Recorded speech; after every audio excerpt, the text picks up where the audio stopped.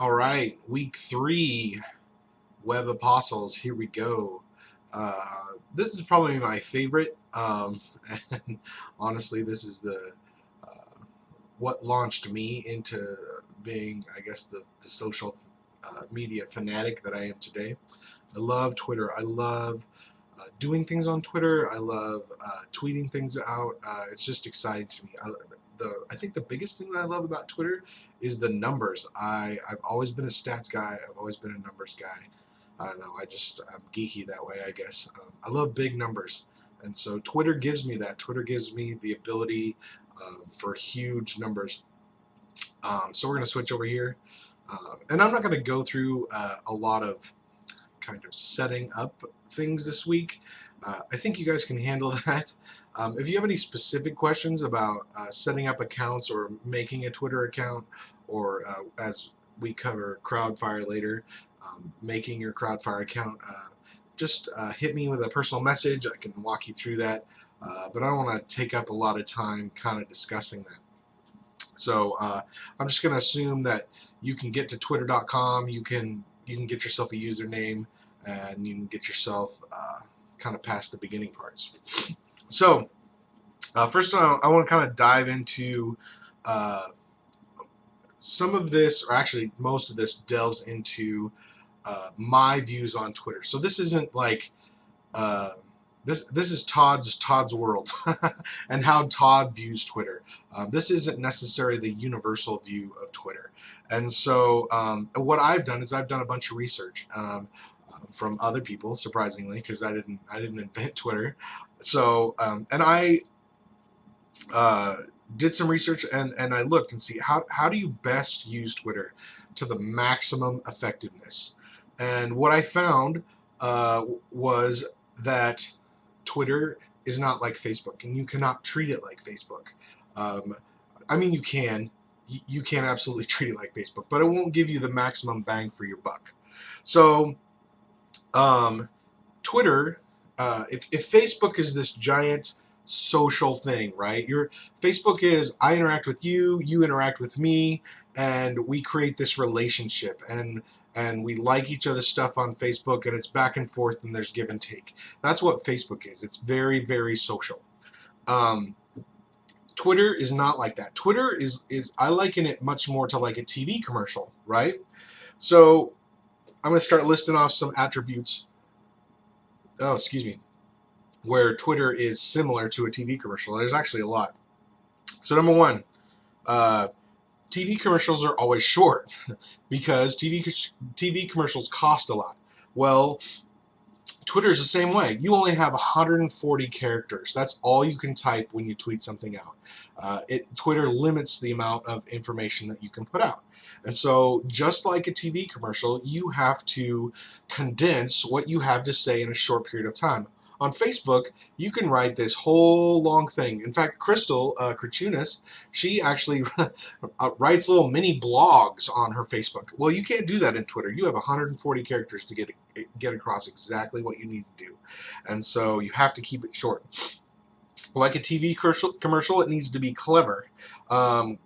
Clever wins on Twitter. Well, it's one of the ways. It's one of the ways, but it's one of the major ways that wins on Twitter. If you can be clever, people will retweet your stuff. They will be engaged with you, and so I liken this to a TV commercial. The one that's funny lately is my son Aiden. He's been every time the Dish commercial comes on.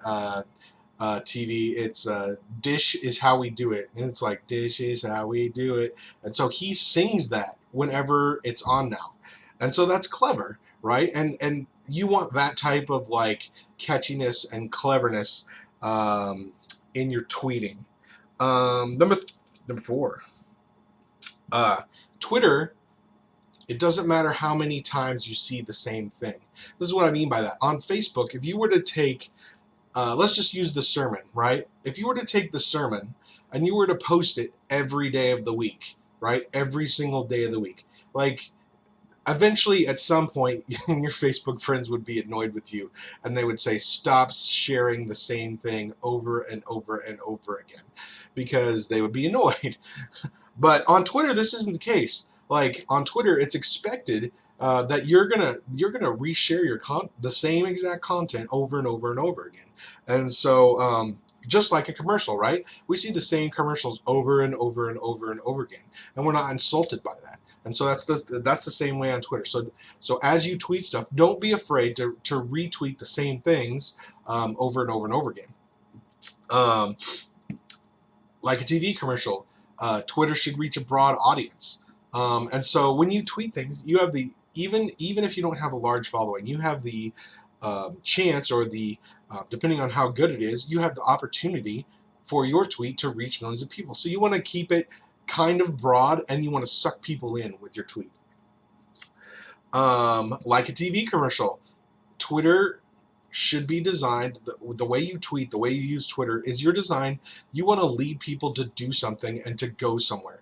Now, not every tweet has to do this, but your overall goal as using Twitter, like a TV commercial, because if you have a TV commercial with cars, it's not just on there to entertain you with people driving around in cars, right? They want you to buy something. Like they paid millions of dollars, and so you could watch them driving around in their fancy cars, and so you'll go to the car dealership and you'll buy a car. Same way with Twitter. That's exactly how I use Twitter. My goal is to push people to the website. That's my goal. Now your goal, we covered that last week, is whatever your goal is. And so you need the way that you use Twitter is to push to a broad audience your goal. Twitter is less about relationships and more about movements. I kind of covered that a little bit earlier, but it's not Facebook. Well, some people use Twitter like Facebook, and they create relationships, but that's just not what I'm trying to do. I have Facebook for that, and I interact with my family and my friends through Facebook. I create relationships there. On Twitter, I'm about reaching the masses, tens of thousands of people. Hopefully, at some point, hundreds of thousands of people. And so I just wanted to show you this little video. I think it's fantastic, and it just really illustrates how Twitter, specifically how Twitter works. It's a leadership thing, but it specifically works well for Twitter. It's called the Dancing Guy. I don't know if you guys have seen this before, but I'm gonna play it. If you've learned a lot about leadership and making a movement, then let's watch a movement happen start to finish in under 3 minutes and dissect some lessons. First, of course, a leader needs the guts to stand alone and look ridiculous. But what he's doing is so simple, it's almost instructional. This is key. You must be easy to follow. Now here comes the first follower with a crucial role. He publicly shows everyone else how to follow. Notice how the leader embraces him as an equal. So it's not about the leader anymore, it's about them, plural. Notice how he's calling to his friends to join in. So it takes guts to be a first follower. You stand out and you brave ridicule yourself. Being a first follower is an underappreciated form of leadership. The first follower transforms a lone nut into a leader. If the leader is the flint, the first follower is the spark that really makes the fire. Now here's the second follower. This is a turning point. It's proof the first has done well. Now it's not a lone nut, and it's not two nuts. 3 is a crowd, and a crowd is news. A movement must be public. Make sure outsiders see more than just the leader. Everyone needs to see the followers, because new followers emulate followers, not the leader. Now here come 2 more people, then 3 more immediately. Now we've got momentum. This is the tipping point, and now we have a movement. As more people jump in, it's no longer risky. If they were on the fence before, there's no reason not to join in now. They won't stand out, they won't be ridiculed, and they will be part of the in crowd if they hurry. And over the next minute you'll see the rest who prefer to stay part of the crowd, because eventually they'd be ridiculed for not joining. And ladies and gentlemen, that is how a movement is made. Alright, so I mean, there's no better illustration for me about how Twitter works. And so you have one guy, you have your leader, right? And he's out there and he has a cause, and his cause is to get people dancing, right? And so he's just out there, he's on his own, he's tweeting about his thing. And if you can get a base of people, like 3 or 4 other people, And that's what I'm trying to do. I'm trying to get a base of people that tweet church stuff, and you can get them to retweet, specifically retweet your stuff. Then other people on Twitter that don't know the leader, that have no idea what's going on, all of a sudden they look at that and they say, oh my goodness, that is so cool, and that is relevant in my life. Not even knowing um, what's going on, they just look at it, and because you already have some movement, because you already have a couple of people that are retweeting stuff, and they don't have to be the first person that does it. All of a sudden, it snowballs. It just becomes this giant movement, right? This giant thing, and I've seen it because I watch Twitter, and I kind of watch how things work, and this is what I'm trying to create for the church Twitter account. I'm trying to create where we have 8 to 15 church people that are on Twitter that retweet the sermon tweets, that retweet the sermons, and I'm trying to create momentum, something where we could get like 100 retweets and 100 and we could get like 50,000 to 100,000 views on our tweet, the sermon tweet. And so, and I don't think I haven't accomplished that yet. I'm still working on that, but I don't think it's going to be that difficult because you just have to get over the hump, like the dancing guy, right? You just have to get those first 2 or 3 people that are willing to get in there and to retweet stuff, and you get the momentum going, and and people see that, oh look, there's 6 or 7 retweets on this sermon tweet. Well, I should take a look at that, and I should retweet it, and that's really how Twitter goes.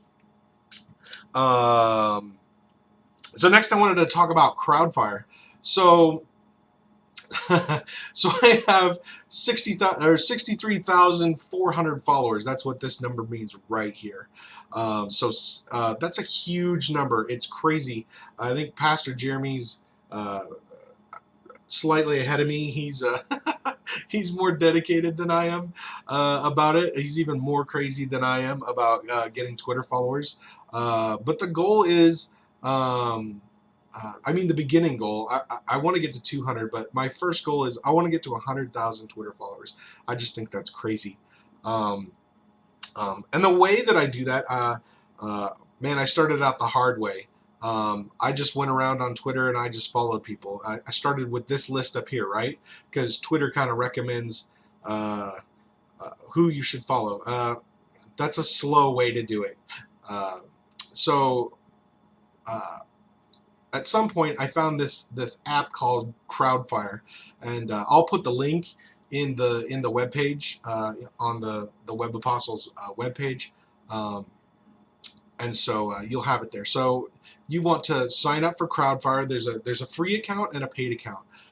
So I went nuts, and Pastor Jeremy and I have, and so we're doing the paid account. The difference is the amount of people on this, and so but you can function just fine with the free account. It's not a big deal. And so start with the free account, try it out, and if you want to go nuts with Twitter, then get the premium account like we did. But so this CrowdFire app, what this does is this allows you to copy followers and to unfollow people that aren't following you back. So right now I have 2,837 people that are not following back.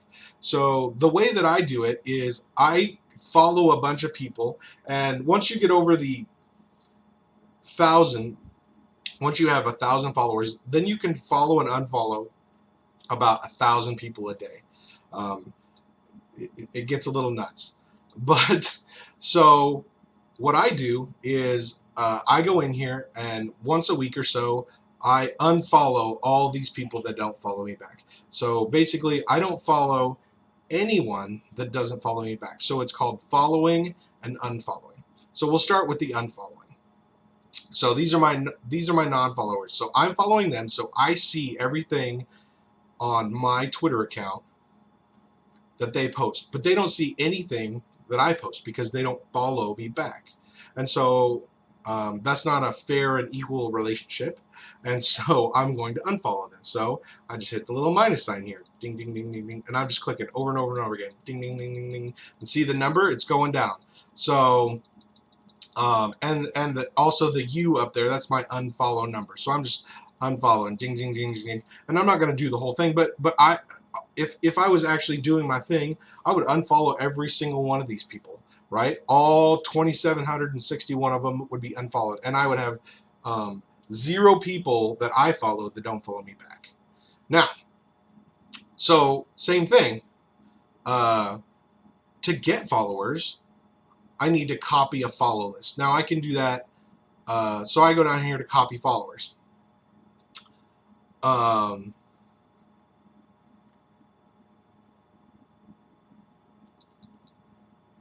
Why isn't this? Oh, there it is. There it is. Sorry, I haven't used the. I normally do this on my phone. This has a phone app as well, and so I don't use it on the website, but it was just easier to record this on the website. So I'm going to search for somebody's followers. So I always let's just use Jeremy Revolution FVC. So I want to copy Pastor Jeremy's followers. He has 64,000 whatever followers, and most of the time Jeremy and I try to keep it Christian followers. We effort to. It doesn't always happen. So I hit enter. Oh, what did I do wrong here? Hold on.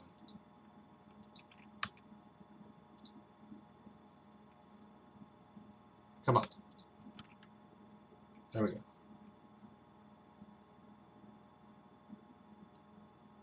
Maybe I can't spell. I don't know what it is.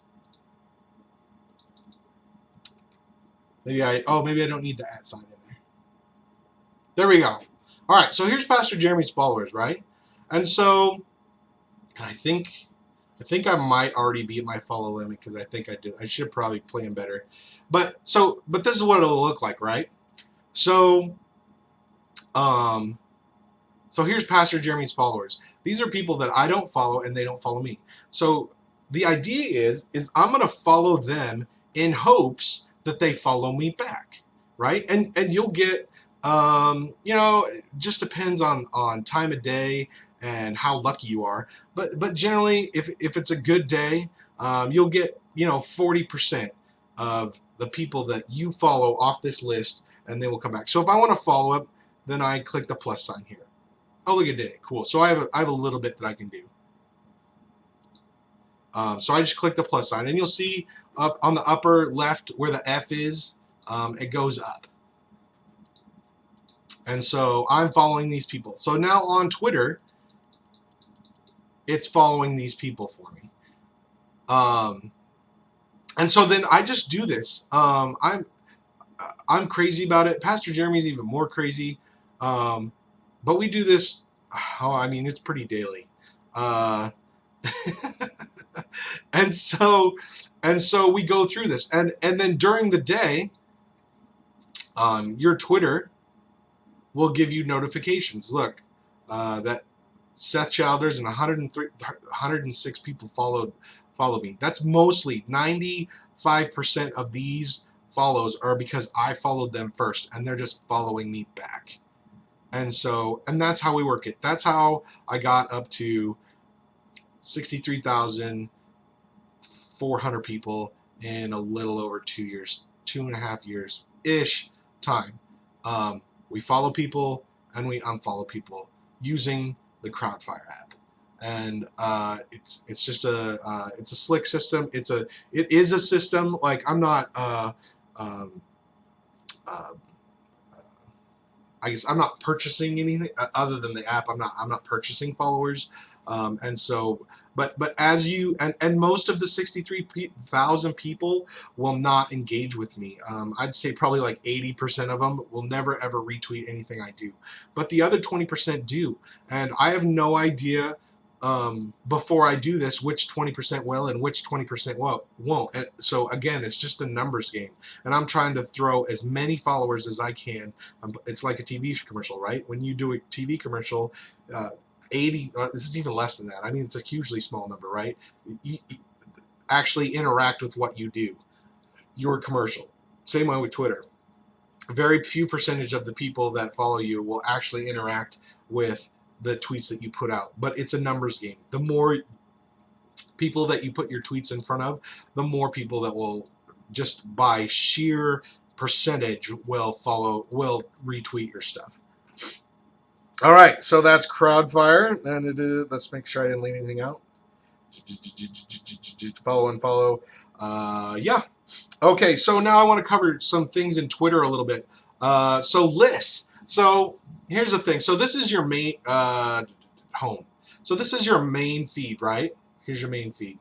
So everybody that you follow, any tweet that they do will show up in this feed, right? And so when you have 63,000 followers, this thing is bananas, right? So it's only been like a couple of seconds, and see, look, I mean, I can't even find the one where I was before, right? So it's impossible to keep up with anything on your main feed. Look, there's a couple of seconds, 20 new posts, right? And so there's no possible way that I can manage this thing from my home, which is the main feed, which is every single tweet that comes in. So what I have to do, and what I really recommend that you do, is you have to create a list. So if you go over here,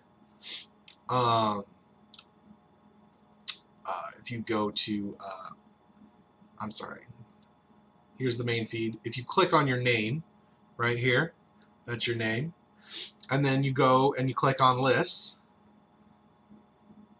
and then over here to the right hand side, you want to create a new list. And so I'll just create one. We'll call it the Web Apostles list. And I'll call it people in the Web Apostles class. Save list. And then you can add some people to this list. So let's add, I still have Revolution Youth. So I want to add Revolution Youth. There you go. So why isn't this? Oh, there we go. So now you click on the little gear here. You add or remove from lists, and see, and you click on the little checkbox there, and now he's added to the list.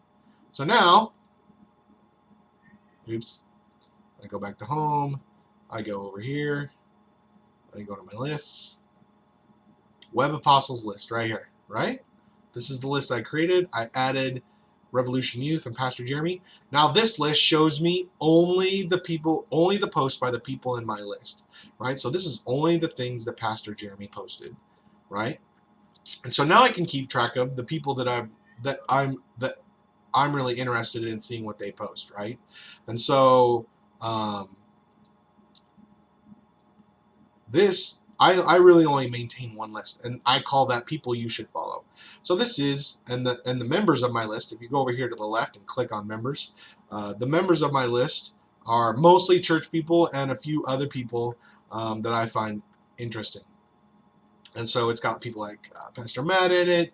It's got people like Dave Ramsey, Isaiah and Lita Johnson, Amber, Mike Webster. I mean, just anybody that's on here that I know.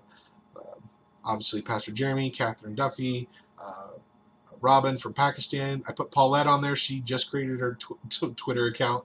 But anybody that I know in person or anybody that I just find super interesting, I put on this list. And so I really recommend you do that, especially if you're going to grow a large Twitter following. You want to be able to, you actually see the people that you find interesting.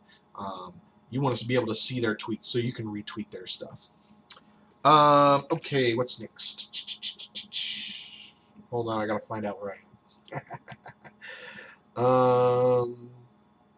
Oh, pinned tweets. So Twitter instituted this thing, and it's called the pinning of a pinned tweet. So one tweet that you have, only one, can be pinned. So right here, the three dots.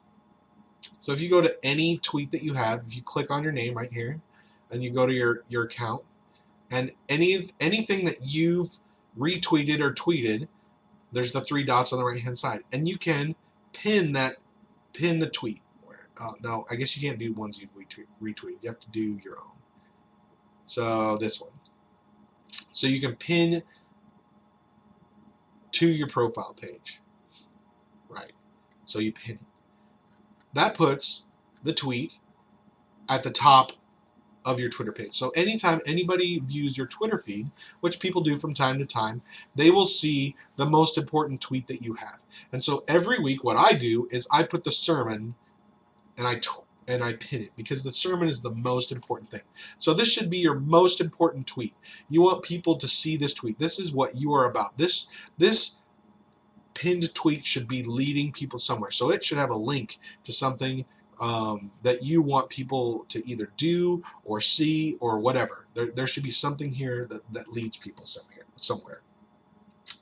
Okay, so we talked about pinned tweets. Let's talk about how the church is currently using Twitter. So what we're doing currently is we're tweeting during the sermons. So Sundays and Wednesdays during the services, we tweet out as Pastor Matt or the other preachers are preaching. And so I'll be sitting in the back. You'll see me on my phone. And when Pastor Matt says something good or that I find super interesting from the pulpit, I tweet it out. And I do that the entire. I usually pick one service. I do that the entire service, and it's just like if you can get fast at it, you can see. Here's Amber, right? And so if you can get type really fast on your phone, you can get a lot of tweets out of the service. And so we just hammer the internet, right, and hammer Twitter during our services. And it's been really effective. We get a lot of web traffic coming through because of it, and and I think with more people and more retweeting of what we say, I think this thing could really just snowball for us. There's one lady that currently comes to our church right now, attends our church because she found us on Twitter. And last week, I had somebody ask me where we were, and they were in Kent, just a random person on Twitter. So they're coming next week. So the Twitter thing is growing, and I'm super excited about it. And so again, but the goal is to get people in the door. The goal is to get people to church. So assignments for this week, and this week, I didn't have time to go through every single step of everything. So there might be more questions this week. Some of this I'm hoping that most of you can kind of push through on your own. But if you do have any questions, feel free. Don't feel bad about just reaching out and saying I have no idea what's going on. That's perfectly fine. I can walk you through every step. I just don't want to do that for the whole class. So assignments for this week. I need you to create a Twitter account. So go to twitter.com, sign into an account, get it created, get past the little beginning steps that it has you do. And once you create that Twitter account, I need you to follow the church account. So you search for FVC Church Auburn, and you follow us. Follow me on Twitter. I need you to upload a profile picture. Do not leave your profile picture as the Twitter egg. It is people will not follow you back because they don't think that you care about your Twitter account. It's one of the major mistakes that some people make. Number 3, I want you to create a list, and I want you to add some people to it. So create yourself a list, add some people to it. If nothing else, add me, add Pastor Jeremy, and if you can find other people, add Paulette's on there. So you can talk amongst yourselves on Facebook, maybe even post on Facebook. Hey, I'm on Twitter now. I'm checking it out. Follow me. Sign up for CrowdFire. Go to CrowdFire, and I'll put that link on the page. Start following some people. Follow.